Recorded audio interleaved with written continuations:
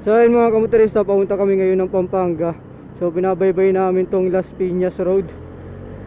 So nasa tabi kami ng expressway. Makikita nyo sa right side ko mga kamotorista yung express. Ayan o. Ito mga kasama natin, nasa unahan ko.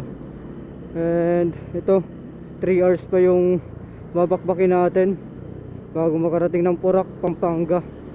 So ayun expressway mga kamotorista. Titira natin.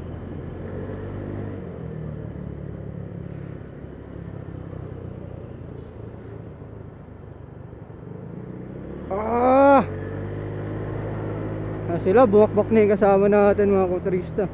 So unahan natin. Iba na tayo.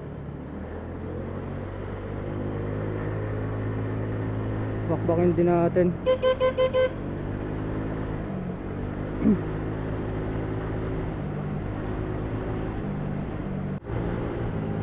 So second time ko makadaan dito mga motorista ng nakamotor.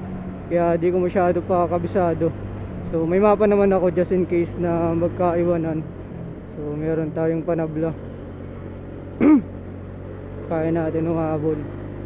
So meron kaming UACP conventional charity sa Pampanga, Porac, Pampanga mga kamotorista. Kaya pumunta kami doon ngayon. So nandun lahat ng UACP. So mamimit namin lahat. And meron kaming mga invited riders group mula sa iba't ibang riders community. So liit ng daan dito mga kamotorista. Kailangan talagang maniningit. Woohoo! Bakbakan talaga dito. Kailangan maghabol. Nasa dulo na kasama natin para just in case hindi maiiwanan. Wala dito mga kamotorista, nagsisingit kami kasi malaki yung sakyan sa unahan. Talagang singit kung singit.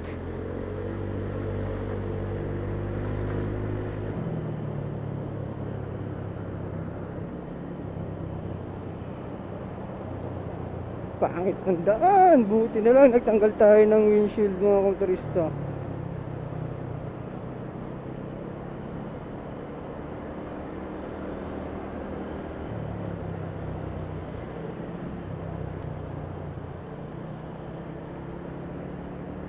Grabe talaga mga kamotorista daan dito. Tapos pauntang Manila oh.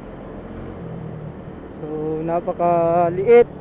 Tsaka tabi talaga ng expressway. So meron pa sa taas tanan yata ng LRT, mga MRT. Hindi ako nagkakamali.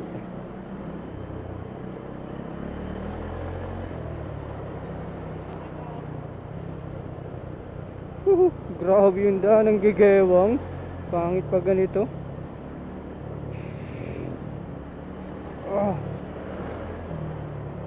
Grabe. Pangit ng daan. So ayun mga kamotorista, itong binabaybay namin, Tayuman to, yung road ng Tayuman sa Tutuban. So nakita ko lang kanina sa Paskil doon. So Tayuman Road. So ayun, nandito na tayo sa Manila. So daanan natin kayo ng gilid ng Divisoria. So it's raining in Manila, di ko ba naiinip.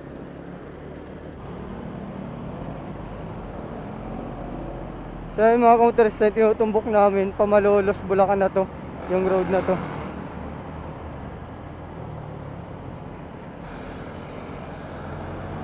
Ang daming mga danger dito sa daan, mga hazard.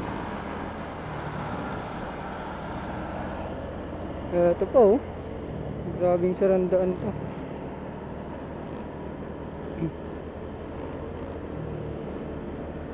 Malolos, Bulacan na pala ito mga kamotorista. Ito pa, meron na naman.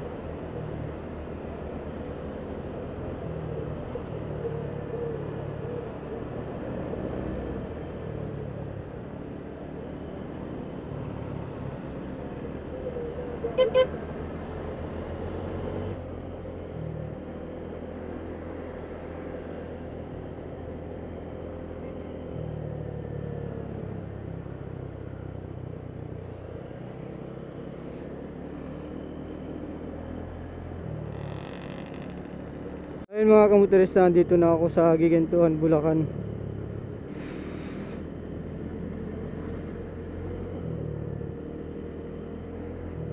So Grabe. Gigintuan, Bulacan. Ito pala yung church ng Gigintuan. Oh.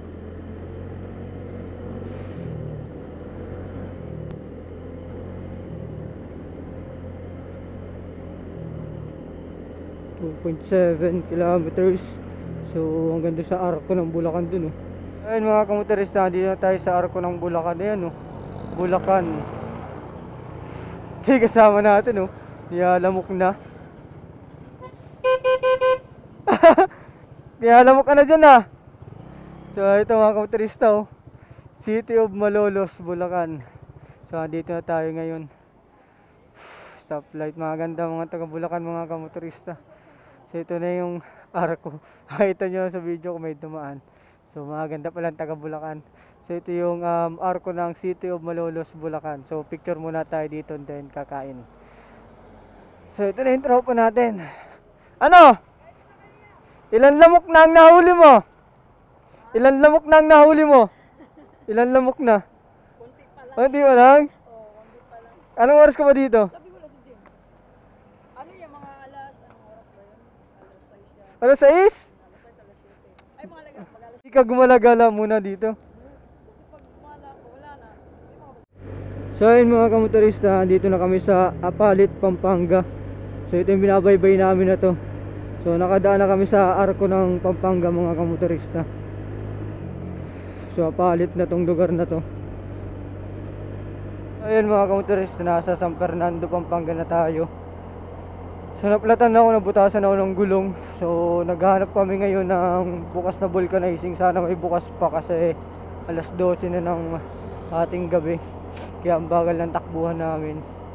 Eh, makikita ninyo nasa dashboard na talaga ako nakaupo. Malapit, nakasubsob na ako sa dashboard para di bumigat yung likuran ko. Running flat ko na, makahanap lang ng vulcanizing. So 20 kilometers pa kami.